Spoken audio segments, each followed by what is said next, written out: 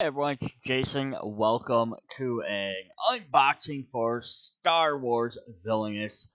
This is the new standalone expansion called Scum and Villainy. So I'm not going to go over the full rules in this set, although you can play it by itself. You can pick this up, play it right out of the box, and then shuffling, all that type of stuff. But I'll link to the description the original base game, and I'll kind of go over the rules here. But I will do a brief, just reintroduction of them. I'm just not going to go over every step. This is the exclusive target cover, so it says the exclusive game piece. It doesn't have any. Have you seen the other Disney villainous or Marvel villainous stuff? It doesn't have any exclusive content. Just one of the pieces is colored differently. The game pieces. So if you pick it up at Target or you pick it up on Amazon or your local game store or wherever, it's going to be the exact same actual game. Um, but yeah, so here we have Boba Fett. Kind of fills out the next set of villains from Star Wars. So the base game had a lot of Sith users because we had General Grievous, Darth Vader. Did we have Darth Maul? I don't think we had Darth Maul. But we had a bunch of we had Kylo Ren. We had a bunch of the different people that wield lightsabers, not necessarily Sith, but people that had lightsabers. This is all about more bounty hunters, um, and kind of things like that. Again, it's not necessarily 100% that, but that's where our kind of goal is at, and it's really a neat idea. I like Disney, there's hundreds of movies. Marvel's thousands of characters. Star Wars, not gonna ever sit there and tell you there's not a lot of characters. I just wonder how far they're gonna be able to go with this before some of these characters start to become too hard to figure out, even mainstream. Um, because I like uh, so we kind of flip over and see who's even on here back here. So the Disney sets basically do like one big name character, one medium character. So like a big name character, like you'll get like Gaston or Jafar, or Scar, and then you get like some mid character that's not as popular, but still pretty well known. And then you could get someone a little bit more obscure, like the Horn King or Raging. Marvel was kind of doing a very similar thing. Like one set, you get like a big name character like Doctor Octopus, or Loki, and then you get like someone maybe not, again, not as, if you're a comic book fan, not as obscure, but still not like mainstream, because you get like Loki. Ooh, everyone knows who Loki is. But then you got like Hela. They kind of tried to tie it into the movies or TV series, or you, um, like the second set, you also got like King, who was coming out in the Ant Man movies at the time, and then you get like a more obscure character like Madame Mystique or Titania, who again were characters that were supposed to be in the kind of linking up to some of the comic book stuff. So this is, they're doing a very similar idea. They're giving you some more well-known characters. So our first one is going to be Boba Fett. Like, I don't think almost anybody that is knows Star Wars doesn't know who Boba Fett is. He's a famous bounty hunter. Then I think our medium level is Cad Bane. I think he's a very popular character, um, and he was part of the like Clone Wars cartoon, which has been around for quite a while. So I think he has a lot of reputation for that. But he wasn't in the any of the 9 movies. So, or 10, 12 movies, if you want to count some of the solo ones. But yes, he was in those, and I think a lot of people know from there. And then we have Seven Sister, who, until I opened this, I didn't know who she was, because I haven't followed everything Star Wars, but she was from the Rebels cartoon. Um, yeah, so that's definitely cool. So we're getting 3 new characters again. It'll be interesting to see who they come out with next. Obviously, again, there's still a lot of characters they can pick from. We didn't get every single. I mean, I'm not sit here and try and name every character. But I know, like, you can always do other bounty hunters. Um, you know, some other different characters for things. All depending on how far and deep into the well they want to go with stuff, how obscure. Um, I hope at some point we get like a droid. I don't know if there's any really big popular droids other than I like There's like IG-88, something like there's any other main droids. But hey, if you're a Star Wars fan, you think some cool characters would need to be released. Let me know, like General Sign, of course. Um, we haven't seen that. We haven't seen like Jabba the Hutt could be an interesting one. Um, Darth Maul. It's like, I don't think we got Darth Maul, so that would be cool. Emperor Palpatine. We haven't seen him. He's been all over the place. Yeah, so there definitely could be some interesting stuff. All right, so we're gonna go ahead, yammer on a little bit long there. So we're gonna go ahead and hop into this. So if you're not familiar with what Villainous is, the whole concept is you play as one of the iconic villains from the series, and you are trying to complete your goal. Now, this isn't necessarily saying, "Oh, this villain won and they beat the hero and defeated their enemy."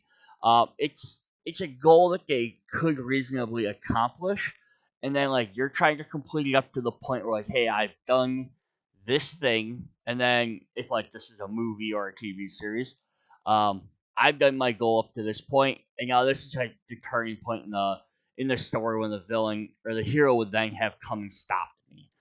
It's not necessarily a what if the villain won everything. It's what's something they could reasonably be doing or goal that they're trying to obtain. And then maybe they even get that, but at that point, that's when the hero then wins. And so what you do is you play on your own little board, and then for the most part, you're playing in your world, you're doing your goal, your thing, and you're not directly interacting with the other players like you do in most games. Um, so if I'm playing Boba Fett, he has a specific goal he's trying to get. I'm playing my cards, trying to complete my goal, visiting different locations in my storyline, and then whoever's playing Cad Bane's doing the same thing. Now that might sound like, oh, it's just a bunch of people sitting around playing by themselves, but you do interact with your opponents by accessing these fate cards, which summon the heroes um, from that particular person's story. So again, using like Boba Fett for example, if I'm playing Boba Fett and I'm trying to do this and that, someone else is gonna obviously be trying to play like a Han Solo on me. So they take cards from my special deck and they play it on my board to try and interrupt me or stop me or mess up what I'm doing. And then I do the same thing with like Cad Bane, like whoever's playing that, I play a card and I might play whoever's trying to stop him. Um, and so that's where you interact with each other. It's like you're not directly being like, I play a Boba Fett is shooting Cad Bane, but you are playing where I can play heroes or people from his storyline that are trying to stop him. Yeah, so then you have some different cards like you buy stuff, credits, ambition, and strength tokens, some geared to special stuff. Yeah, so other than that, you just move around each turn. Each turn on your board shows you different actions you can get or take. Every turn you have to move, so you have different options. You have to play strategically because you only get 2 to 4 options every turn, depending on if there's heroes in your realm trying to stop you. Um, yeah, it's very, very interesting. So yeah, you go through, you move around, play your cards on the bottom, hero cards go on the top. They block your different icons to prevent you from doing more actions. So a couple of big things that change from the Disney or Marvel set is um, the cost to play stuff. In the other games, generally it's power. You just get 1 token that basically you use to spend to buy stuff. In this game, you actually get ambition tokens, which are these hexagons. Um, and every turn you gain 1, which is the same as like your power. You do use that to pay for stuff, but you also have credits. Um, so you gain 1 ambition every time. Ambition lets you play certain cards, and there are certain spots that let you use ambition after playing a special spot to play ambition cards. Other ones give you credits, which are circles. So here's some of our ambition. So double-sided token. We have a big stack of those, and then we have some credits, which are going to be squares or like cred chips, kind of. Um, and you land on them, and they let you pay for other cards. So some cards use one, some cards use the other. But you have to be on certain spots to play either one of them. So if you're on the ambition spot, you play ambition. You're on play a card, you can play a card with credits. Um, and that actually makes it very interesting. It gives you dual different things, um, currencies to try and play stuff.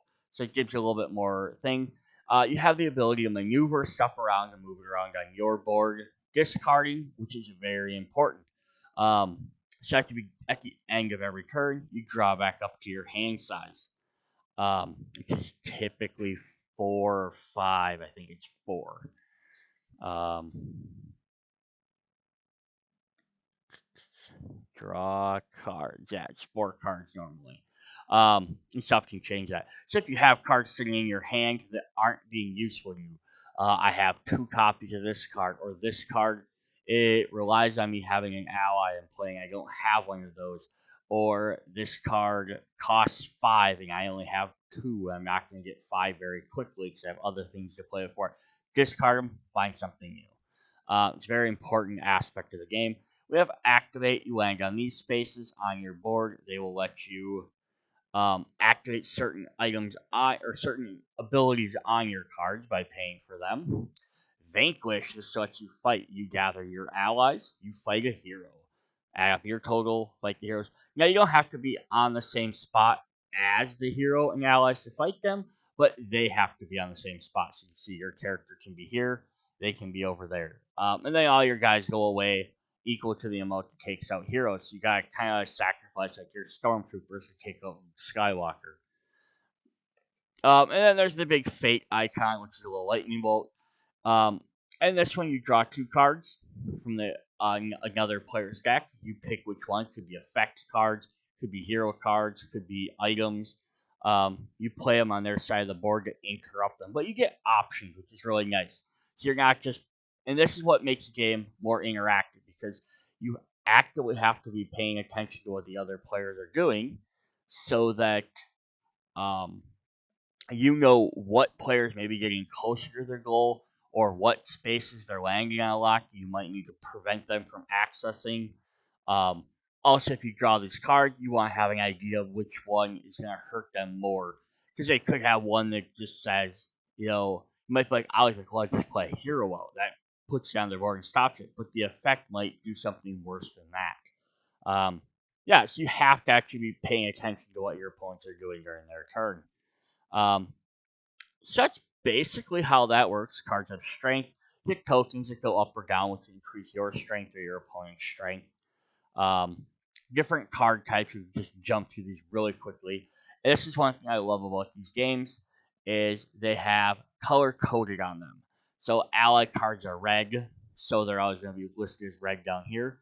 Um, we have like an item card that's in blue, and then you can see here in this image here, so like in the text, we have attach an ally, twisted as red. We have mentions a hero, which is an orange. So if it references another card type, it shows that color to help you quickly identify what type of card you need. So that's super helpful. Um, yeah, so some villains have additional card types to them, as explained in the guide. So then there's effects, which are one-time use. So allies stay out, help you do stuff. Items usually get equipped to the board, sometimes, or to an ally. Effects usually come into play, do something disappear. Conditions are special cards, because you play them during your opponent's turn. And again, this goes back to paying attention to what your opponents are doing. Um, so they'll have something. If an opponent does this, you get to play this card for free. These can be very powerful cards, but they have to meet specific things. Then another big difference in this game versus the other villainous games are vehicles. You actually have a special space just for ships that you get to play off to the side, which actually grants you additional spots to play against. And then there's usually a vehicle in the fate deck, which can then shut your spot down. Um, so that's kind of cool. This is mentioning one of the new card types. So one of the characters, I believe, Cad Bane, or is it nope, Boba Fett. Boba Fett's deck has contract cards. It's got special cards that say contract on there, and special cards that say bounty. So they're just special cards that only his deck has. We've seen that in the base game, other in the original big Star Wars. So yeah, some other characters had cards like that as well. Also noting, which is also a really cool thing, is everyone's deck is very asymmetrical, meaning Boba Fett, for example, this isn't accurate, but he could have five different allies, and then two item cards and like five effect cards or different named ones. Where Cad Bane might have two allies, like 10 effect cards and one item card, and like another character then could have, you know, like four allies, like seven item cards. So every character can have different combinations. Some you might even get a character that doesn't have any item cards. Maybe they have no use for them. So that's actually kind of cool that everyone has different stuff. So the fate cards work very much the same. We have hero cards instead of ally cards, but they work pretty much identical. Then we have item and effect. Um, we have vehicles as well. Then they have restrictions, which is another new thing that this game has that the other ones don't have, which is basically like the um, hero's version of a condition. It's like a big giant effect that happens. It comes in play and it stops. Um, it messes with the other players. So if they did it, it's like their weakness essentially. Uh, yeah, so there's that. Then vehicles just they're again pretty simple. They get played to a special spot on the board. If a hero plays theirs, it covers up yours. You can no longer access your special spots until you defeat it. Um, so if it just has a vehicle and there's in your spot, you don't have anything else, it actually reduce your hand size. But you do also have the option of potentially separating them so that you can still access your spots, but then you take a hand reduction size because the villains or heroes are still around. So yeah, it's a very unique system. All right, so we are going to hop right in into this super long video. We're gonna jump into our cards. We're gonna start off with our reference cards here. Again, this is going to show our 8 different symbols, and we get 3 of them, one for each player. And on the back, it's just going to give us a quick rundown of what every character has to do. Boba Fett must complete 4 bounties to maintain his place as a galactic Emperor's greatest bounty hunter. The 7th Sister must remove 3 rebel heroes, Ashka Kano, Kanning Jarrus, and Urza Bridger from the game. And Cad Bane must collect 5 target tokens from defeated heroes that have targets placed on them by his allies. So they all kind of have a similar theme of getting rid of various heroes off the board, but they'll do it in very different ways. It's very cool. All right, so I'm gonna hop in and we're gonna look at the 7th Sister because she's the one I know the least. So we move my camera up just slightly. So with every character, you're going to get this little character guide, and then you'll also get their little mover figures. Just move your character on the board. Usually tries to do a representation. Now, these Star Wars ones are a lot more like straight on. That that's what this character looks like. Versus the Disney ones are a little bit more abstract. So at the bottom though, she has like the ring blade that's around her lightsaber. She has a double-sided lightsaber. So that's kind of cool. They make sure they included that. Yeah, these little guides will go through and basically explain how to do her thing by removing 3 rebels from the game. Um, and it gives you ideas. There's some of the rebels. Here's what you kind of have to do for them. I'm not going to go through all these too much. Gaming ambition. Let me hold them up for a sec. That way you can pause it and read it if you want. Um, Yeah, normally she defeats 3 heroes, but she must remove them from the game by paying a certain amount of ambition at the time of defeat. So it's not just defeating them; she has to like remove them forever. You have ways to gain ambition, so you have your ambition sitting around ready to go. And there's other options for stuff to do as well. The Rebel Scum. Then they add a little QR codes on the bottom here now, so you can scan those and figure out how to play them. All right, so we're going to look at her. Oh, sorry, I tipped my deck over. Here is her board, and I'm just knocking everything over. So she has I only need you alive. That doesn't mean in one piece. And then we can flip her board over. We'll have her objective again, as a reminder. Then we'll go through all her different spots. So she has the Fortress Inquisitoris. So then the bottom here will show uh, the ones she always has access to, Vanquish and Fake. On the top is going to show ones that if a hero covers it up, she no longer gains access to it. So you could get um, Ashka here, and she could cover up these, and now you no longer have access to them, which gives you more of a reason to defeat them. That lets you move cards around, probably lets you get heroes where you need them to be. You can fight them all at once, and then play a card. In Blitzing, we have gain ambition, play a card, and gain 2 credits. And then in Garo City, we have another Vanquish, gain another ambition, which she really wants to do. 2 credits and discard. And then finally in Malachor, we have another Fake, gain 2 credits, gain ambition, and draw a card. So that's one other thing I love about the way these villainous games work is that not everyone's board has the same icons. Not every board might even have all of the icons. You might get a character that doesn't have access to like moving something around. Maybe they don't care, or they might not like. She doesn't have an activate icon because she has no reason to activate cards. But she also has 3 different ambition ones because she really needs to gain ambition. Um, and she actually even has one spot that has no way of gaining any credits or ambition. Usually, you see one character that always has that. So there's her deep space. All right, let's look at her actual deck. So on the back of the decks, we have just some different pictures that are going to show off iconic things about her. And again, I don't know that much about this character to know what all of these are, but she has some little droid allies there. There's her helmet at the top, her Sith lightsaber, her TIE fighter, and then the pyramid at the bottom, I'm guessing, is probably like one of the citadels. That may be the Fortress Inquisitor. So it's kind of like her base, or wherever her boss's base is. All right, so we're gonna go ahead and jump in and look at these ally cards or our hero cards.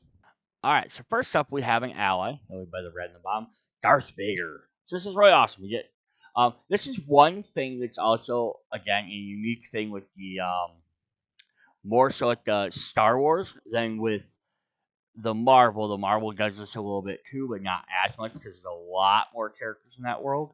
But Disney pretty much doesn't do it because Disney movies don't interact at all. Star Wars is all in the same universe. So we get Darth Vader in this set. We get Darth Vader in that set. You know, Han Solo, Luke Skywalker. Lots of these characters are repeated over and over because lots of these characters interact with each other. So it's kind of a neat little thing.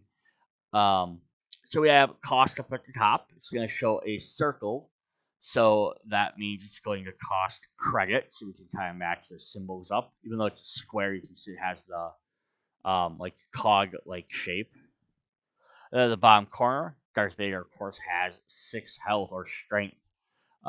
So for paying 0, and that's the hexagon, which is our ambition. Um, gain ambition equal to the strength of the highest strength hero in your sector. Then give Darth Vader a -1 strength token. So that's kind of a cool way to gain his ambition. You get to a spot where you can spend ambition, you can gain it from Darth Vader, but it's going to keep making him weaker, almost like you're drawing his strength. We have the fifth brother, 3 cost for strength. For 1 ambition, she's going to be spending her ambition to do a lot of different stuff.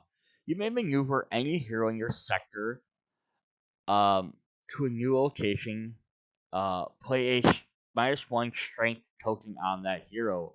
So yeah, you need to defeat these guys. They're gonna let them move them around, and then defeat them a little bit easier. We have the eighth brother, a 2 and 3. When eighth brother is used in a vanquish action, after it's placed in a discard pile, draw 2 cards into your hand. Okay, so that's super helpful as well. We get 3 copies of some stormtroopers to help us out. A little bit cheaper guys to spend, so you're not spending your bigger guys all the time to defeat people. But stormtroopers may be played from your discard pile. That's actually really cool. basically you can now build up the stormtroopers, use a vanquish action, um, take out the smaller threats that you're not worried about. Then maybe save the brothers or Darth Vader to take out your bigger threats. Because you can keep playing your stormtroopers over and over. We also get three of the ID9 Seeker droids, which are pictured on her back of her card. When the ID9 Seeker droids are revealed, play a fate card until you reveal a hero. Play that hero to the Seven Sisters location. So cool. So this is the way her deck is going to help her work out. So she has a couple of the characters that are going to help her reduce strength or gain ambition. Darth Vader's going to give her ambition. But these guys will find them specific heroes because she needs to defeat um, three rebels from her deck. So this will help them find them specific heroes versus having to wait for your opponent to fate you. Because otherwise, that would be the point. They would be like, oh yeah, you need to defeat this guy, I just won't fate you, and then you don't get heroes out. I don't have to do anything. So this is how we get those guys out. We have some more allies. We have General Collis. Um, yeah, I will apologize as I butcher half of the names in this series. All other allies gain ally Colossus strength gain +2 strength. This is making stormtroopers very much more powerful, so he can kind of lead them. Throw a stormtrooper out, now it's worth 3, and then if it dies, in the vanquish, you sacrifice him to vanquish. Go ahead and replay him. He can keep, you know, he can keep boosting all their strength. So and if you move them all together, he can keep making them pretty powerful characters. Uh, Admiral Cassius Constantine. These guys are all relatively cheap to play. Remove one of your villain cards in play and gain ambition equal to its cost to not be used on Darth Vader. Oh, so that's actually cool too. So you can sacrifice one of your credit paid for characters to gain more ambition. So that's all our allies. And we do have some vehicles here. We have the Seventh Sisters TIE Advanced Prototype. Um, so when this gets played, it goes to that deep space spot, and then this is when randomly take 3 cards from your discard pile and shuffle them into your villain deck. Cool. So you might get back some of the other characters you need. The only downside is randomly, you don't get to choose which one, but if you use this strategically, um, you can know what characters are in there. Like, you play this or use this ability before you fight and vanquish your stormtroopers, then that way they're not in your discard pile. Or if like you wait until you just shuffle. But when you land on this spot now you can use an extra ambition action, discard or vanquish. So she has a lot of them options. The other one we can get is we can get a Fifth Brothers Advanced tie Advanced Prototype V1, um, which is gain 1 ambition or draw 1 card. And then we have the different options. Also gives us discarding, vanquish, or um, fighting, or a credit. Sorry. I love this idea of the spaceships giving you additional abilities. All right, so we're gonna get to the rest of her deck, which has we have 2 copies of getting. So now this is gonna show ambition down here. Now all the rest of them have been showing the cost up here at the top, which is your credits. This is going to show your ambition. So you can spend 0 ambition. Gain 1 ambition for every fate card in your play sector. So this is kind of neat. So she needs ambition to eventually defeat the heroes. But what she can do is, if the more heroes are out, she actually gains more ambition. So basically, the heftier the threat, the more powerful she can get. We have 2 copies of the Inquisitors. Collect 3 allies in your discard pile, place 1 in your hand, shuffle the rest into your villain deck. Great. They sacrifice them or during vanquish, go ahead and get them back out. 2 copies of Acrobatic Attack. Take vanquish action, reduce any ambition cost by 3 to remove that character from the game. So yeah, here's how we're going to remove them. Now it doesn't cost any ambition to play the card, but you have to have 3 ready to be able to do it. Um, and you have to be on a vanquish spot. So that's pretty cool. All right, we have 2 copies of Up Close and Personal. During their turn, if another player changes location to a vehicle, you may play up close and personal. Choose two cards from your discard pile and put them in your hand. So this is that condition card. So you get two of those. Um, yeah, it doesn't cost anything to play, but you have to wait till opponent plays a vehicle. So if this is sitting in your hand early on and your opponent doesn't have any vehicles out, you have to gamble whether it's worth keeping in your hand. Um, until they get one, or if you're gonna discard it and keep playing the game. Um, yeah, early on, I'd probably just discard because also you might not have two cards in your discard pile very early on. It'd be better to hopefully draw it later. All right, we have some more effects. We have three copies of It's Never a Fair Fight. Take ambition token from the supply and place it on a hero. That can be on a hero that can be removed from the game. This token counts towards the hero's cost to be removed from the game. Um, Interesting. Take ambition token from the supply, place it on a hero that can be removed. Counts. Oh, okay, I get it. So, um, like we had the other card that said like I had to play if I have to pay like three ambition to remove a character, I could put one on them that's already paying for one of them. Now I only need two more ambition. That's kind of cool. So it sort of stores it up. Awesome. All right, we have two copies of, and that is full. Two copies of our other condition. Most characters have two conditions. Stalking her bait. Um, it looked like she lost an arm there. It could just be pointing out too. During their turn, if another player takes a vanquish action, you may place Stalking Her Bait. Place two minus strength tokens on any combination of heroes. So again, yeah, this is very helpful. If someone else vanquishes, you gotta make your heroes easier to beat. And yeah, these condition cards are really cool for making sure the game stays a little bit even. Somebody else is gaining an advantage, getting better. You might have a way to like react upon that. We have two copies of New Opportunities. Um, so three ambition. Yeah, her cards either seem to cost like all her effect cards, her non-ally cards, have all cost ambition. Either they're free, maybe they have a cost afterwards, or they've been costing high ambition. And then all her allies are credits. So you're gonna save up credits to purchase all her allies, paying them, but then ambition to do everything else. Discard an ally, place a hero from your fate discard pile in your Seven Sisters location. Cool. She deck get rid of a Stormtrooper to bring in one of the characters you need to beat. And her final deck card is two copies of I Don't Have Time to Waste. You may maneuver all heroes in your sector to a new location. Play a -1 strength token on each hero that was maneuvered. Cool. She keeps producing the strength of heroes to make them easier to defeat. Alright, then we're going to look at her fate deck, which has the exact same picture on the back, but these cards are white to make sure we can indicate which deck to go to, makes them sorting out really easy. We're going to start with Ashiko Tango. If Seven Sisters in Ashiko's location, she cannot take any available action. Oh, cool. So that stop value to prevent her from accessing them things stops her at all. Then pay 8 ambition after defeating her to remove her from the game.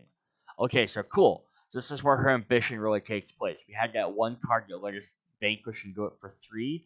Otherwise, we have to spend a lot of ambition. Um, and the more ambition you try and save up to make sure you can defeat these characters, is less other cards you can play. So it's a good little counterbalance. Um, we have Italian Jarus. All allies at Italian's location lose 1 strength. Pay 6 ambition after defeating to remove him from the game. Cool. Then we have Urza Bridger. When Urza is in play, the cost to play cards at cost ambition is increased by 1. Pay 5 to after defeating and remove him from the game.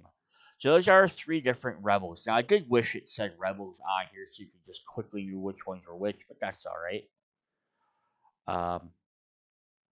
Here we have Hera Singola. Um, when Hera is in play, the cost to play cards, the cost of credits is increased by 1. So yeah, you get him, a couple of these guys out, they're gonna make it really hard for you to play stuff. Seven Ring. No allies may be maneuvered to 7 red location. Oh, so this is very interesting. So you have to play a different card to either move her, or hope that you already had allies on there. Interesting. Uh, Garazeb, Zeb Aurelios. At least 2 allies must be used when defeating, forming a vanquish action against Zeb. Cool, makes him hard to defeat. And we have a little droid friend, CP10P, or C110P, Chopper. Um, I kind of, because I like how it's C and then the 1-1 looks like an H, OP, so it's like chop. That's probably why you got his size Chopper, but that's kind of funny. All other heroes in Seven Sisters Sector gain 1 strength. Nice, so, they only cost 1 to defeat, but the fact is everyone else that has 1 strength means either everyone else is harder to defeat, or you have to spend extra allies or actions to take him out. We do have some ships. We have the Phantom. When the Phantom is in play, if there is more than 1 hero in the Seven Sister sector, place all but 1 hero in the Fate's discard pile. When 1 hero, place all but 1 hero in the discard pile. Oh, so basically letting them escape. That's kind of cool. Because normally, like, oh, they want heroes out because it disrupts your board. This one literally instead turns around, pulls all the heroes off the board, which gives you more actions, but it prevents, now you have to try and get them back out of the discard pile. That's cool. And then we have the Ghost. When the Ghost is played, if more than 1 hero is in Seven Sister Sector, remove 1 ally. Cool. All right, then we have her restriction card, Grounded. When Grounded is played, move Seven Sister to Fortress Inquisitorus until Grounded is removed. She can only move to an adjacent location. Move Grounded while she plays an ally or vehicle. Okay, so that's kind of cool. So you play this, now she can only move 1 space across the board instead of jumping to any spot. So that really restricts her access as well. She's got 2 copies of You Are Beaten. Choose a card type, look at the top 5 cards of Seven Sisters Villain deck. Discard all cards of the chosen type and shuffle the rest back into her deck. Oh boy. Yeah, so you could like select allies and then discard like a couple of allies. Or effects, discard a lot of her effect cards. That's pretty crazy. Teamwork. Seven Sister loses 1 ambition for every hero in her sector. Yep, not good. She needs that. And her last 2 cards are Disarm. Choose 2 random cards from Seven Sisters' hand and discard them. It's all about limiting what she can do.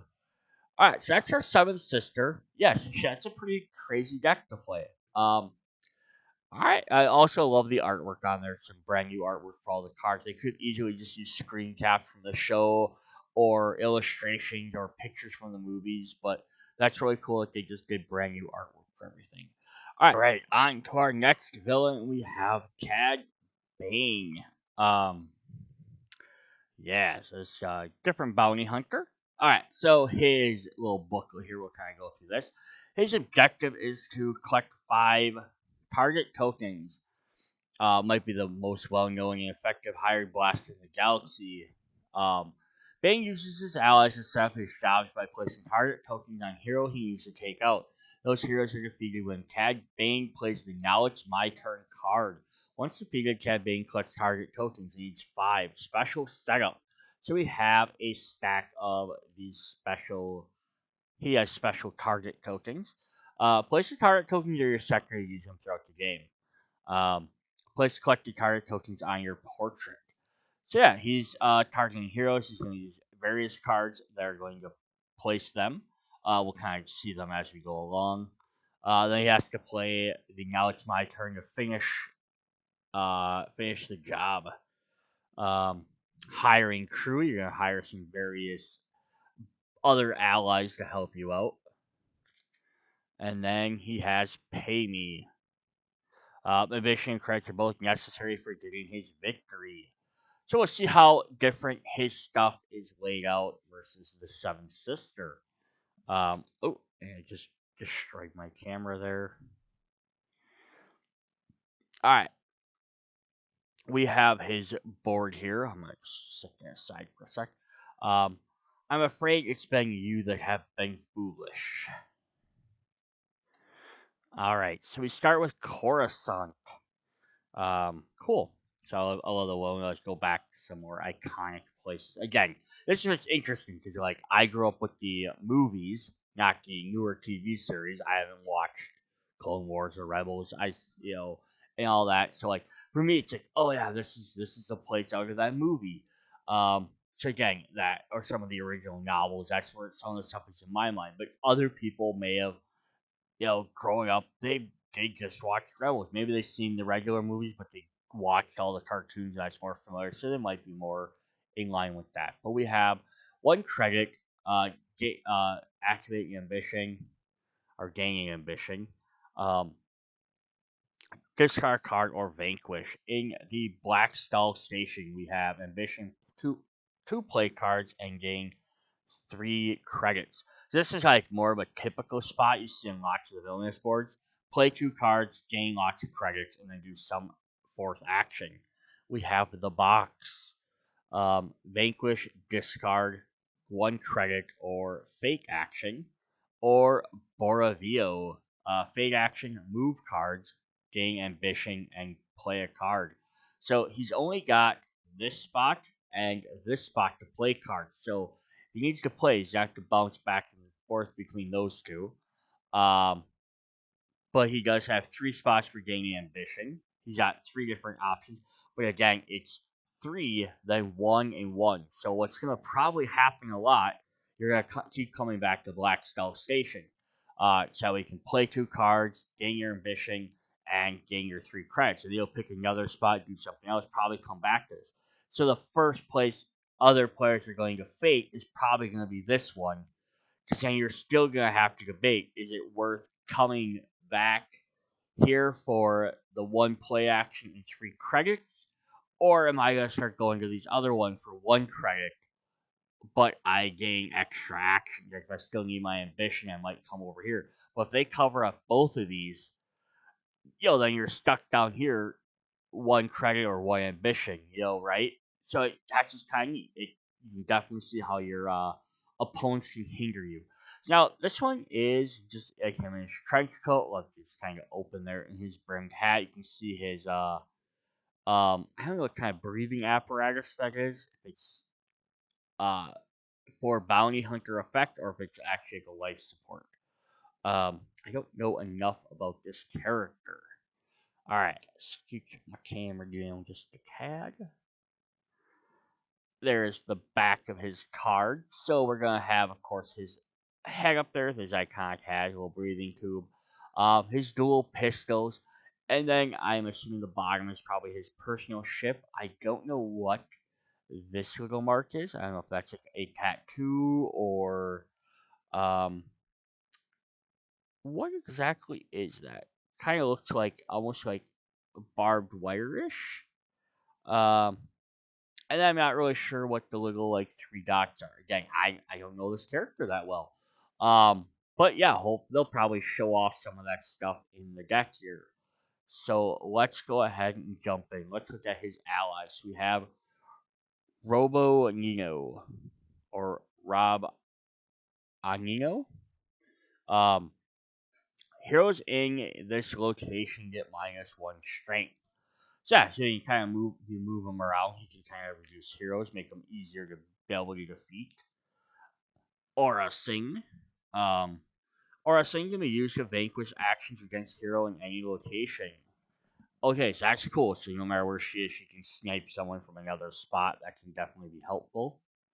Uh, Shahan Alama gains 1 strength when in the same location as another ally.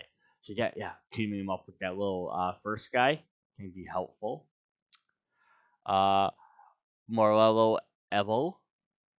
So pay 1 ambition. You may immediately put 1 ally from your hand into play for only 1 credit.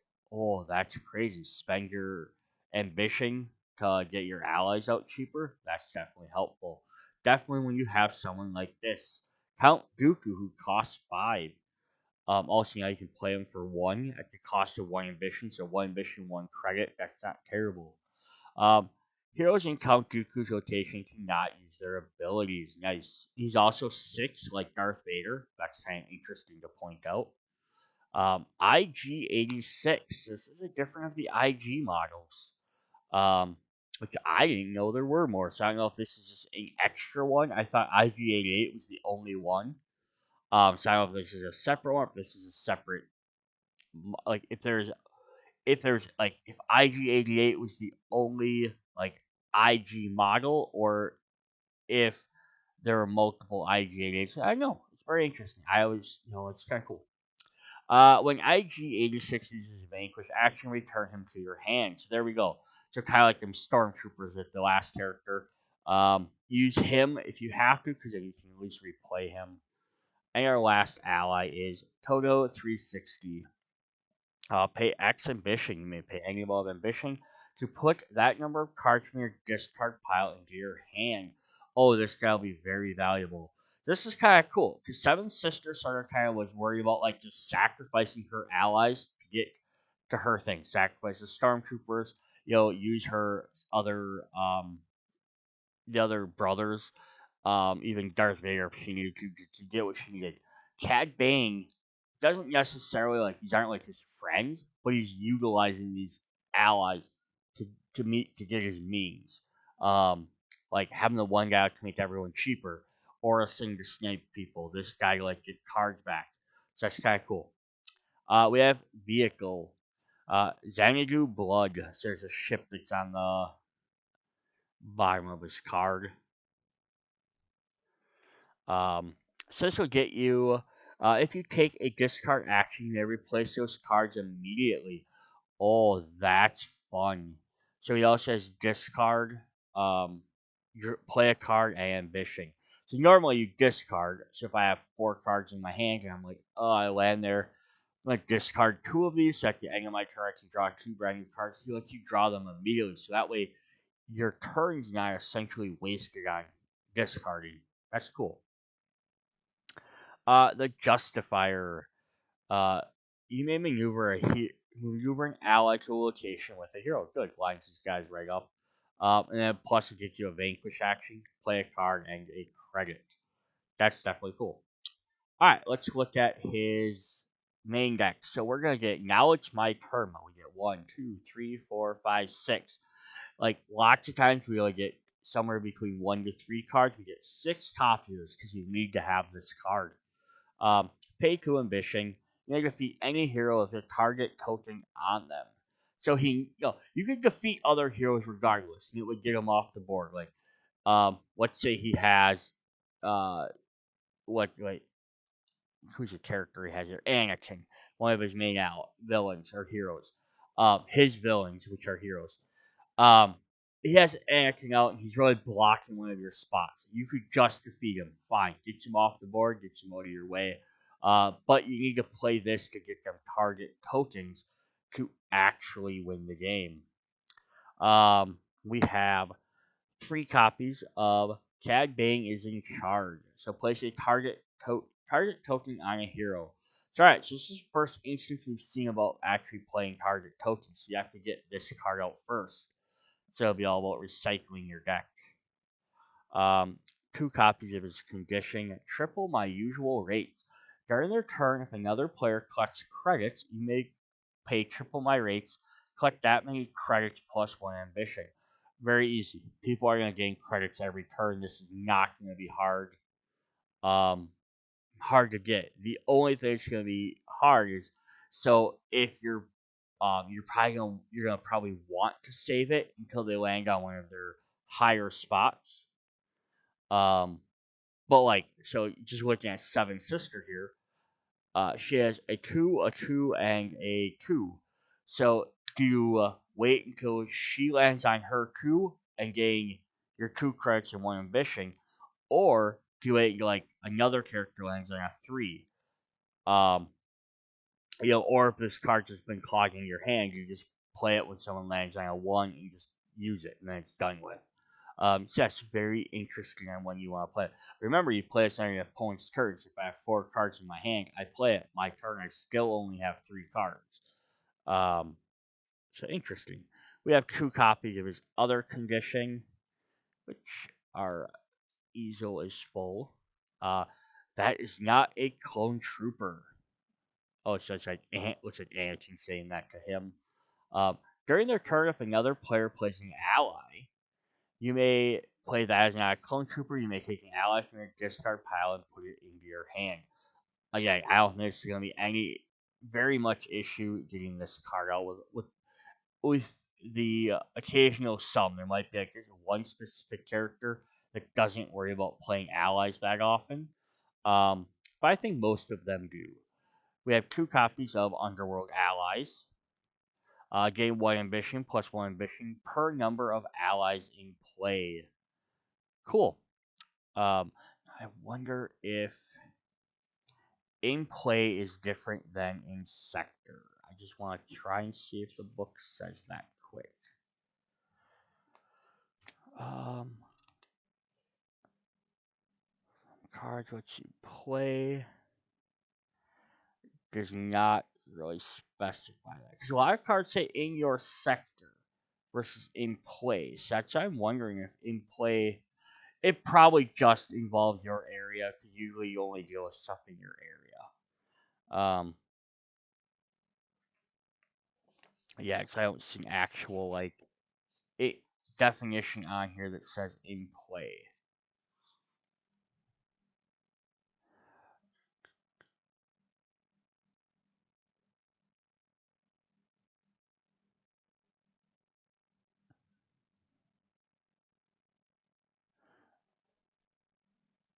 Okay. Sorry, just let's get some. All right, yeah. So that is that. All right. Anywho, let's move on. Uh, Focus back up there. All right, we have 3 copies of Watching and Planning with the top 5 cards of your fake deck. Place any hero found in this location without a hero, discard the rest. So, see, I'll let you find them specific guys. You have to find those specific 3 heroes. This will help you find it. And you notice again, lots of his cards are costing ambition. New tricks. 1 copy of this. Remove a hero without a target token on them, and then collect a target token. So yeah, last last ditch resort. Get rid of a hero, but you don't have to collect the token. Now, what could be interesting at this is if like you have I have a couple of higher level characters on there who have tokens on them. Um, another thing like I get this card. You know, do you hold on to it or do you wait and spend it on a hero that has 1 strength? Yeah, I need that target token to win, but would it make more sense to save it until like, the next time they fight me, it's like a 6 strength hero, right? So it's kind of an interesting depending how badly you need that token or to get rid of a character. And then last one is 2 copies of Hello There. Choose a hero in your fake deck, play the hero in any location in your sector, put a target token on, reshuffle your fake deck. So definitely some these interesting ways to get around that target token. Uh, but also you have to have them specific cards to be able to win. Like Seven Sister needed to have specific heroes to defeat. And then Pay Ambition, he doesn't care what heroes, but he has to get them tokens on them first. Um, all right, so what heroes are we fighting? There's the back of his um, fake cards. We're gonna start off with Padme Amidala. When Padme is played, you may move another hero to her location until she is defeated. All other heroes at her location gain 2 strength. Cool. So she comes out, grabs a bodyguard, and then boosts everybody. Um, so we have Ashka Thanos. Now she's been in 2 decks. That's definitely what I love. I like this one. You get a lot of repeat characters, but it does show that they're interacting. When Ash goes in play, defeat or all ambition costs +1. So that is actually really cool. But now if we went back to, I just want to point this out. So yeah, she's a 3 on there. She's a 5 on here. So that's kind of cool. and they have different abilities. So it's not like they just took like this is all this character can do, and they just put them in every set. She does different stuff. Could be different levels of experience. Like this could have been earlier on when she was younger, and then the other decks when she's older. I believe is probably roughly what that is, but it could be just how they are. We have Anakin Skywalker. When Anakin is played, remove an ally from Cad Bane's sector. Just straight up defeat someone. Mace Windu. When Mace Windu is played, shuffle Cad Bane's fate, discard pile, Ingo's fate deck. So yeah, he comes in, he can reshuffle all these characters you beat. Now they're back in, you have to fight them again. Obi-Wan Kenobi. At the start of your turn, Cad Bane's turn, remove a target token from Obi-Wan. Oh, so that's crazy. So yeah, if you need to defeat Obi-Wan, you need to basically place that token and take care of him in one turn. Otherwise, it's like, nah, never mind. That's cool. And then Quinlan Voss. Voss gains one strength if there's no other heroes at his location. Cool. So yeah, if he's not bodyguarding Amidala, you know, he gains an extra strength, and then she actually gives him a bonus. We have some ships. We have the Resolute. When engaged with a vehicle, Cad Bane cannot move to engage vehicle. Okay, so that's cool. So if this comes in, it covers up his vehicles. Normally, that means they just lose access to their icons, but they can still use the ability. This actually shuts the ability down too, so that's pretty neat. And then the T6 shuttle. When T6 shuttle is played, you may maneuver all heroes to new locations. Oh, that's cool. So you drop them off, and you're like, oh, this guy's been stacking up our allies to take out here. This ship can come in, then disperse them all. So now you have to spend more time gathering them all or moving your character around. That's pretty cool. Two copies of Hatless and Helpless. The effect card that says remove target token from any hero. Um, we have our restriction, fearing who you work for. When fearing who you work for is in play, Cad Bane cannot place target tokens. Remove fearing who you work for when Cad Bane puts any ally into play. Nice. Again, stop you from doing what your deck needs to do. Now you can leave this sit out for a while if you needed to, and do other stuff. But again, like put a bunch of cards you're going to be getting in your hand. Two cards of Prisoner Bane. Look at the top 5 cards of Cad Bane's villain deck. Show them to everyone but Cad Bane. Place them on the back of the top of deck in any order. Oh, so that's kind of cool. So that means everyone else playing, the other players, all gonna know what you're gonna play.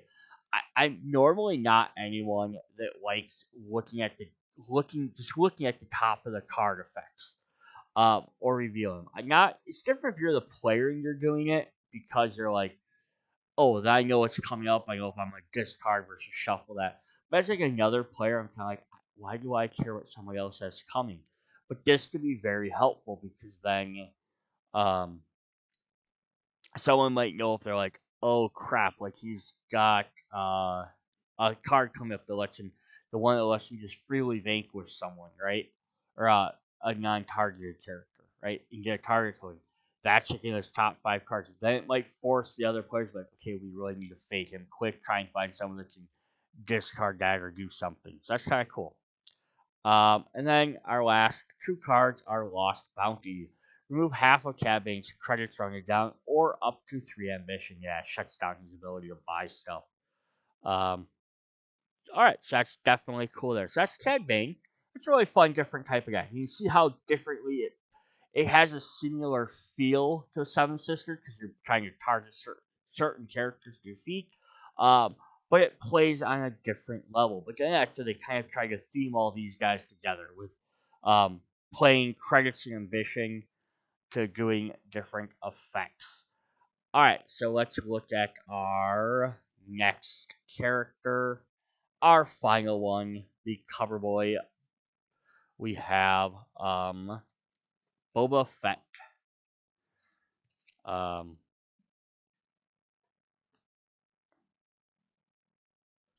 Alright, so let's see what Boba Fett here does. Boba Fett says complete 4 bounties. Boba Fett is the greatest bounty hunter in the Galactic Empire. To prove it and win the game, Boba Fett must complete 4 bounties before playing Boba Fett. Be familiar with the rules for bounties on page 14 in the rulebook. So HP knows. So he has special contacts. Um, so contacts are key to getting bounty. You want to find out and get them into play as soon as you can. Boba has three contacts: Darth Vader, Jabba the Hutt, and Fortuna.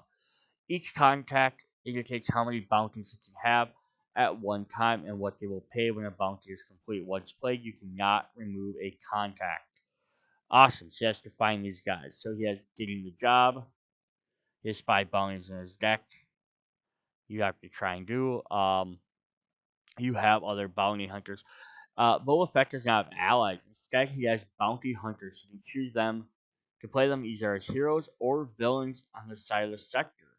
Fate and villain cards may maneuver a bounty hunter to switch sides of the sector.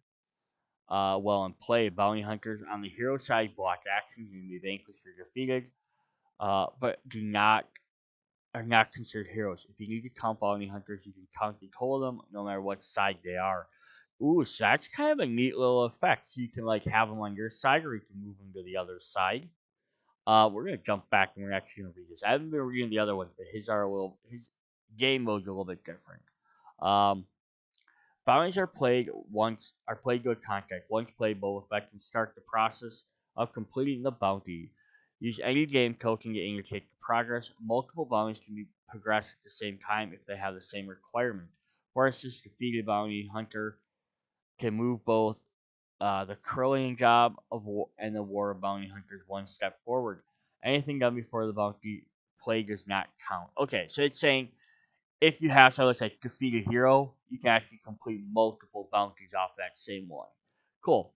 Hunting the hunters. When you defeat a bounty, you can count that on any bounty that has a requirement. Okay, cool. So yeah, that's neat. And then getting paid. So and then the book it has a full section dedicated to the contacts.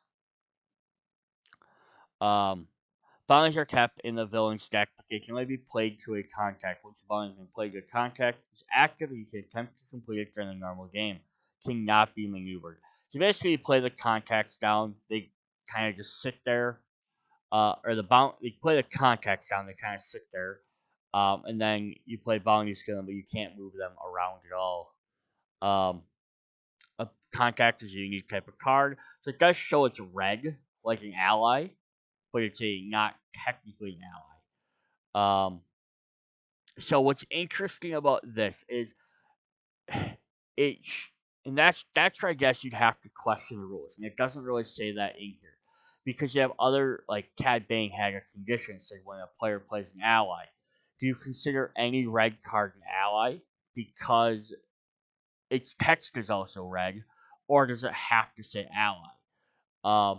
Because otherwise, if you're playing these three games together, Cad Bane's one card becomes less effective because only one player is playing allies. So that's kind of an interesting thing on that. Targets how many bounties they can have. Hold at the same time like a reward complete. So basically, yeah, it's gonna say Jabba the Hutt can hold 2 bounties. So you can't get all 5 have one contact out and put everything on one thing. Number of contacts. Um Cool. And then bounties have the following costs. So they have special rules in here. So when a bounty is played, you can pay the cost listed next to the action offered. This is a free action that can be done in your turn. It represents your bounty hunter time. There's no limit to other than the cost of doing this. You can pay the ambition to go ahead and do what it needs to do. Then there's the progress. These are tasks you must do to complete the bounty. You can do these tasks in any order. Once complete, place a token on the mission card to indicate you have completed the task. Reward. The bounty task is complete when you have completed all of the tasks listed. Your reward will be based on the contact that is holding the bounty. Um, so this is kind of neat too because depending on which contact you have, depends on maybe what you do or don't need to do. Might be easier or harder to do based on what you have, how your board's set up. also then who you put it on. Like Jabba the Hutt's gonna give you a different war than Darth Vader's. So depending on, oh, this one I can complete really quickly, but which contact do I put it on? Once it's complete, collect reward. This is a free action take place. So you do not place the bounty back in your discard pile. Set it aside. It's not be repeated. So yeah, there's 5 bounties, I think they said, and you need to do 3 of them. Um, Interesting. So yeah, that's the only question there is on that ally thing. Is I don't. There's nothing in here that really states that.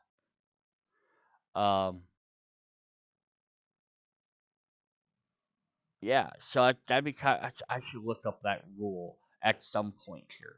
Not gonna do it right this moment, but here is our mover. So he is not translucent. This is a solid kind of like green rusty metal. There's his backpack, of course. So this is the exclusive token that came with the target set. Um, if you buy the regular, if you buy this from anywhere other than Target, you don't get that special cover on there. Like the flame I had, a little sleeve I had to remove. He will be translucent like these guys. He'll be a translucent green. They've been doing this for a while. One hand, these guys are really cool looking. The other hand, I almost want to have the translucent just so everyone looks the same. All right, but let's look at his board.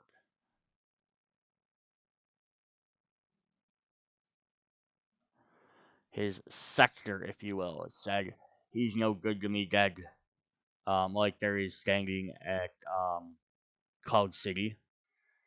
So complete 4 bounties. All right.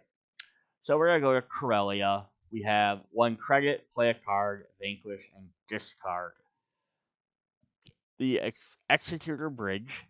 Draw a card or play a card. Sorry, fate, 3 ambition or sorry 3 credits or 1 ambition. Cloud City Dining Hall.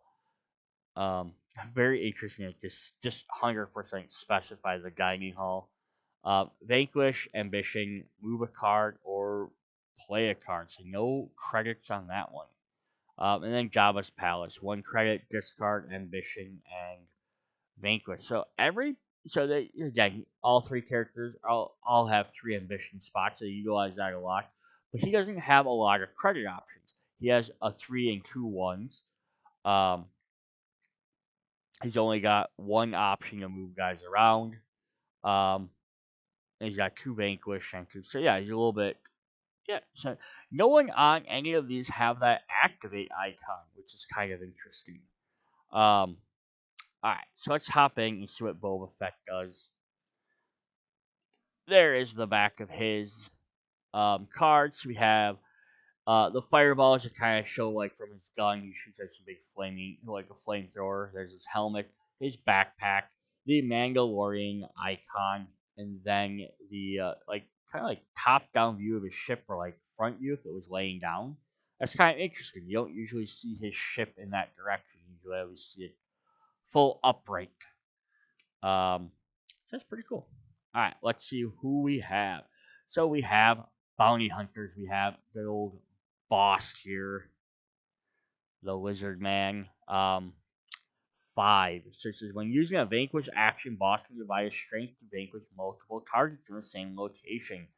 Oh, that's definitely cool. I love bounty hunters. So this is actually a thing. When I used to collect the toys, that was always me. I'm like, give me the monsters, give me the bounty hunters. Like I don't care about Luke and Leia and Obi-Wan. Give me boss. Give me IG-88. Give me the robots. Give me the aliens. Plus bounty hunters were always kind of cool. So yeah, we have IG-88 here.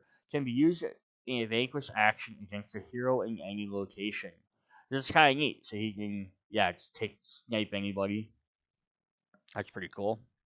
We have Gengar. Gain 2 credits or 2 ambition when Gengar maneuvers from either side of the sector to the other. Oh, cool. So yeah, if you jump him to the other side to fight against him or bring him back over to you, you gain some credits or ambition. For LOM, or for love or money, when Zuckus. Oh, they no, okay, never mind. I thought they messed up. Says when Zuckus is in play, you may play 4 LM for no cost. All heroes in play when 4 LOM is in play, gain -1 strength. That's cool. You don't often see cards in here that you see cards that reference each other, but not a lot. And then we have Zuctus here. So 4 element is in play. You may play Zuctus for no cost. When Zuctus is in play, gain 1 strength for every other bounty hunter in play. So that's kind of cool. So if you have one of them out, the other one's cheaper. Obviously, it's gonna make more sense to get him out because he costs 2 and play him for free because he costs 4. But if you have the other way, it happens. But yeah, if you get both of them out, all heroes have -1 strength, and he gains. Yeah, and then he gains 1 strength for every bounty hunter. So you get both these guys out, they can do some serious damage. And then finally we got Greedo. Greedo cannot be played or maneuvered to the hero side of the sector when a bounty hunter be defeated or removed. You may pay 2 credits to discard Greedo instead. Interesting. Um, cool. So then we have our vehicle. We just have one vehicle. The other one both had 2, but we only get 1 here. We have Boba Fett's fire spray. Yeah, see, this is like how you normally see it. So that's why it was interesting that they had like that top-down view. That's kind of neat. I didn't realize it could actually fly that direction. I assumed that was fly upwards. Um, Says gets you may choose to do one available action from any location. This gets you 2 credits and ambition and play a card. So it's actually a really powerful vehicle to have. Plus, it lets you do whatever else you need to do. Alright, then we have our contacts. Who's cost ambition to play. Darth Vader. Any bouncer played to Darth Vader awards Boba Fett. 5 ambition when completed. Okay, so he gets ambition, and he can have 2 bounty hunters. Jabba the Hutt. Gets you 5 credits when complete, and he can hold 2 bounty hunters or bounties. And then Bib Fortuna, who costs 0, gives you 2 credits, 1 ambition, and 2 cards when complete. Can only hold 1. So yeah, two credits, 2 ambition, or 2 credits, 1 ambition, and 2 cards. So Bib Fortune actually gets you a lot better stuff, but you can only have 1 item at a time. The other one you could maybe play 2 and possibly complete multiple at the same time. We have 3 copies of Working for the Boss. Reveal cards until you find a bounty or a contact. Play that card immediately for free. Nice. Oh, that's sweet. Getting to play free cards. Not going to argue with that. Oh, this is a SAG card. 3 copies of your condition. That's cool. Because like all the other guys only got two copies of their condition. He gets 3 of this one. So remember where you came from. This is when he was on. Oh, I don't remember what the name of the planet is. It's not Genosha, is it? Or not Genosha. Genosha is from the X Men.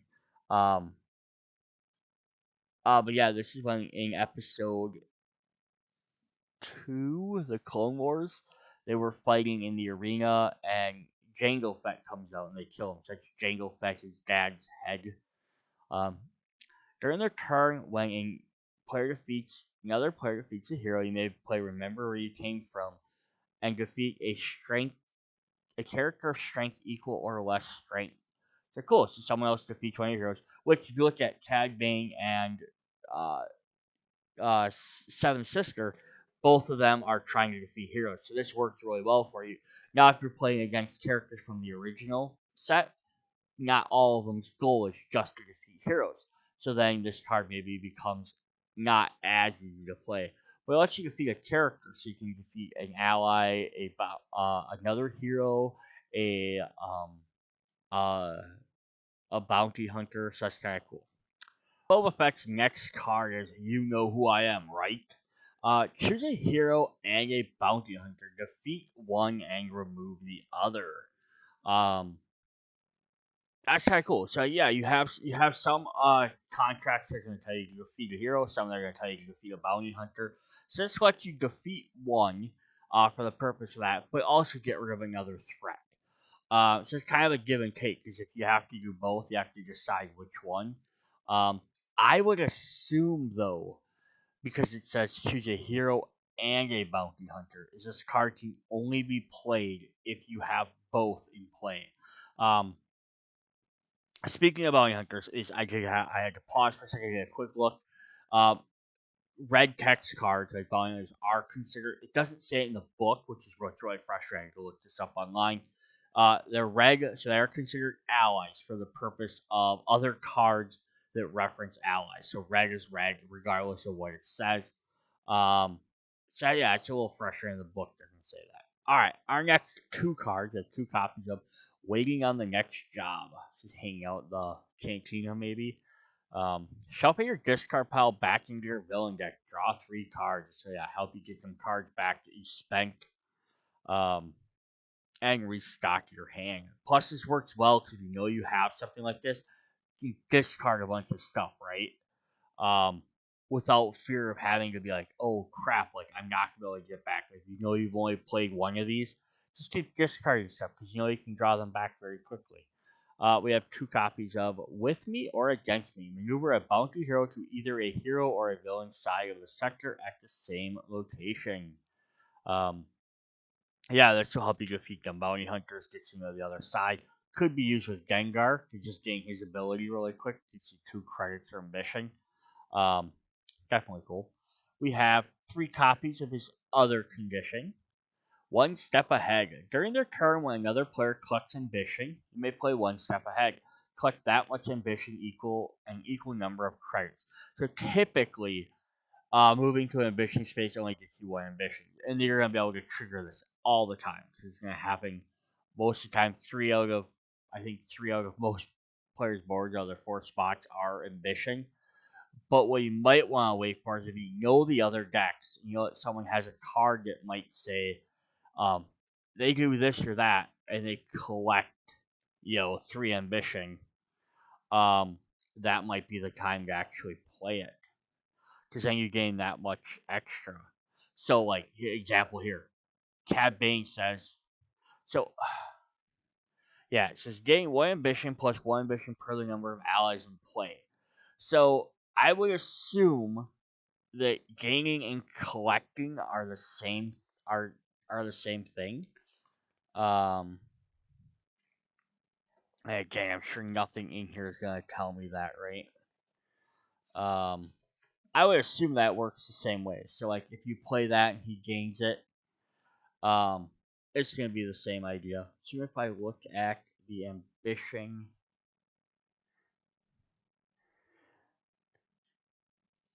at the start of each turn, take 1 ambition token from the start of each turn. Yes, you just gain 1 ambition every turn, regardless. You have to be on the ambition spots to earn them. So every turn, you're always going to gain 1. But I imagine if you wait till they play a card, it gets it. This could be very powerful. Okay, then we have our bounties. We have the Corellian job. So it costs 0 to play these, but you have to be on the ambition spot to play them. And then you have to pay 1 to find a bounty hunter to put it in your hand.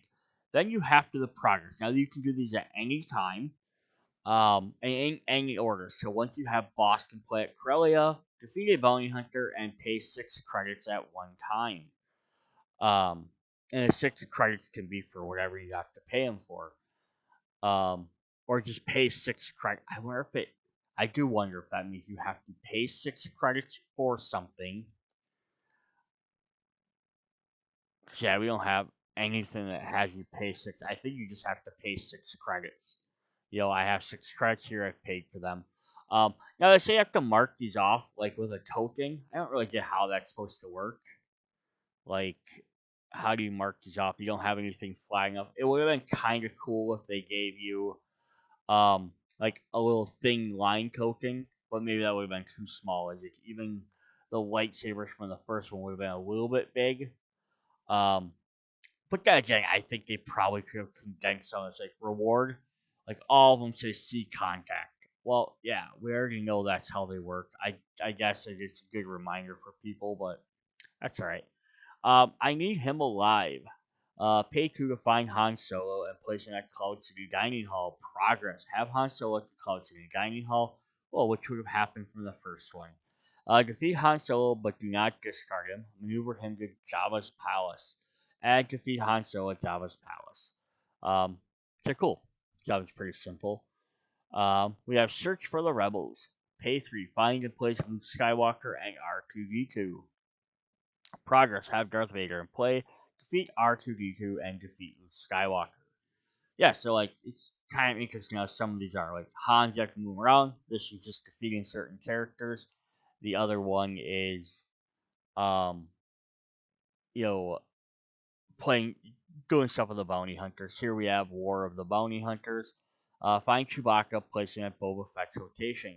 Have Jabba Hutton play, defeat a bounty hunter, and defeat Chewbacca. And then our last one is Revenge. Pay 1, find and place a bounty hunter for no cost to the hero's side of the sector. Defeat a bounty hunter, defeat a second bounty hunter, and defeat a third one. So this is really cool with his effects, but I guess the only thing I don't like is there's 5 of them and you have to defeat 4. And they did a similar thing in the Disney Villainous with uh Steamboat Willie. Not Steamboat Willie, yeah, Pete. I think it was just Pete for that, but he's Steamboat Willie in the thing. Is he had little tasks he had to complete. And like, oh, you have to defeat like 3 of them. And they only gave you like 4 or 5 or something. I'm like, I wish there was like I get they only had a ton of extra cards for these decks and these new coming. I almost wish there was a little bit of extra setup progress for this. Is it would have been um these bounties is they would have had like here's uh 7 of them or 8 of them, and you shuffle them in and you only have to defeat 4, right? So it gives you more options on what to do versus I'm always gonna have to defeat 4 of these. Doctor Octopus in the Marvel one has a very similar idea of this. You have to defeat certain objectives. You play them, you have to do something, you defeat them. But again, I think those are repeatable. I think was the difference. This you only do one at a time. So I have to find 4 of these 5 cards in my deck, and then I have to do all this extra stuff to defeat them. So I wonder if this is gonna make him a little bit harder of a character than some of the other ones. Yes, Seven Sister has to get 3 specific characters out and defeat them, so that's kind of difficult. Cad Bane has to have targets on them, otherwise it doesn't matter. But this one, you have to have you have to have a contact out, then you have to have these bounties out, um, and then you have to um, and then you have to do the things to defeat them. Now, granted, once they're out, once the bounties and the contacts are out, you can defeat these in any order at any time. You don't even have to. It's just when they're completed. But yeah, you have to search your deck to find them. So you might spend your first couple of turns just going from discard pile to discard pile, trying to get those cards out. Which I guess once you do that, then it's probably not that bad. All right, let's look at his fate deck. We only got a couple more cards, and we'll be done with this long video. Um, all right, we have Luke Skywalker. I love how these are like they look like almost like they're screen captures, but they are painted arts. Some look a little bit more than others, but it's definitely cool because they tried to re-represent the medium they were in, but still have them all be artwork. You must defeat Luke Skywalker before defeating any other character at his location. Leia Organa. When you play Leia Organa, draw the top fate card and play that card as well. Oh crap, that could suck, right? Alright, Han Solo. When Han Solo is played, move any bounty hunter to the hero side of the sector, any location except Han Solo's location. Interesting. Um, why he converts a bounty hunter to a hero, I'm not exactly sure. But maybe it's just because he's a rough scoundrel. We have Chewbacca. When Chewbacca is played, all other heroes and bounty hunters heroes on the hunter's side gain 1 strength. So I work this side is if the idea is supposed to be is like he's supposed to just be like Han Solo and Chewbacca, they're smugglers, I guess, is what they're classified as. But the idea is maybe like they're outside of the law, like initially, like they're not really part of the rebels, they're not part of the alliance. Um, and then kind of their bounty hunters are sort of in the same realm. So maybe like The idea is, although technically Han Solo is not a bounty hunter because he's not after people, but he does a very similar type of job. He goes to someone like Jabba the Hutt and he takes a job from him to do something. You could almost consider them in the same idea or realm as a bounty hunter. So maybe that's why they have effects that work with bounty hunters. We have good old R2D2. When R2D2 is defeated, shuffle the Fate discard pile into the Fate deck and play the top Fate card. Oh, great. These guys bring a lot of Fate cards. And then C3PO. When C3PO is played, Boba Fett must discard his hand and draw 3 cards. Oh, that could reset everything. That's terrible. Our last ally or hero is Lango Calrissian. Boba Fett's cost to play bounty hunter is increased by 1 credit. That's kind of neat. So he's hiding as the one of the guards. Then we have one vehicle ship, which at least this is kind of cool. So we have one vehicle to match the one vehicle from Boba Fett's deck. Of course, it's the Millennium Falcon. You can see Boba Fett's ship in the back. One plague, you may maneuver all heroes and bounty hunters on the hero side to new locations. Oh, cool. So it spreads everyone out. Alright, our restriction is no disintegrations. When Boba Fett cannot take vanquish action, no disintegrations is removed when Boba Fett pays 3 ambition. So it's not a hard one to get around, but it's still the fact is that you have to spend extra currency to get through it. 3 copies of Becoming the Bounty. Maneuver all bounty hunters to the hero side of the sector. At the same location, if no bounty hunters are in play, remove up to 5 credits from Boba Fett. Oh boy, that could hurt you. And then he has 3 copies of Empty Handed. Remove Remove the discard pile any one bounty with no progress tokens on it. Remove 2 of the discard pile. Interesting. So that's kind of cool. So I could actually reset his bounty. Like I was just saying before, like, the fake deck it. Like if you don't get those out, you kind of can't play your game. But you could just spend your turns not playing other cards, discarding, drawing more cards to try and find these. And then if someone fakes you, they can immediately turn around and make you discard them. And then now they're stuck in your discard pile. So that could really suck. Now, you notice he has a lot of heroes he has to fight, not many other cards. It kind of gives him a little bit distinct um, fate deck as well. All right, so that is what we have for Star Wars Villainous, Scum and Villainy. I have a little bit longer of a video, but I like to talk about each deck when I go through. Um, Check out the other Star Wars one. Check out the Marvel, the Disney ones. Go ahead and leave in the comments if you think some other characters that might be cool again for Star Wars lore. I know there's a lot. Um, and yeah, I know I just mentioned a few, but there's definitely some other cool ones that could come out. Which would be really neat to do. But you also have to remember that you can't just pick a character because you have a character. They have to have like a unique setting. I know, like I looked online for the one rule. Someone mentioned Sebulba from episode 1 in the pod race. Now, that might be an interesting way to build a deck around like the pod racing.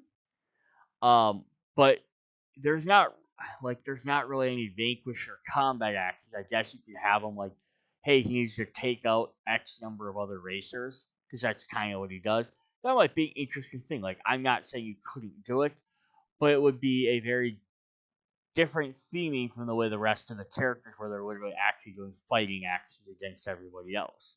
And that's also, again, kind of like Palpatine would be an interesting character because he doesn't generally engage in direct combat, so he'd have a lot of stuff where he has to manipulate people. Um, but yeah, it could definitely be very interesting to do some of that stuff. Um, Too bad you got rid of the extended universe from before Disney took over because there were some really cool characters and storylines in there. You could have had like the evil Luke clone, but all them stories no longer exist according to Disney, so we can't use them. All right, that's what we have for this video. Hope you guys enjoyed it. See you later. Bye.